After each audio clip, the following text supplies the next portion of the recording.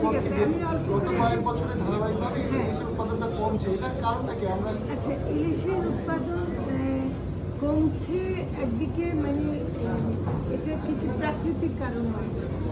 সেটা হলো যে আমাদের নদীর নাব্যতা কমে যাচ্ছে, মেঘনার অববাহিকার ওদিকে কিন্তু অনেক দূষণের শিকার হচ্ছে আমরা, যেটা ইদানিং দেখতে পাচ্ছি।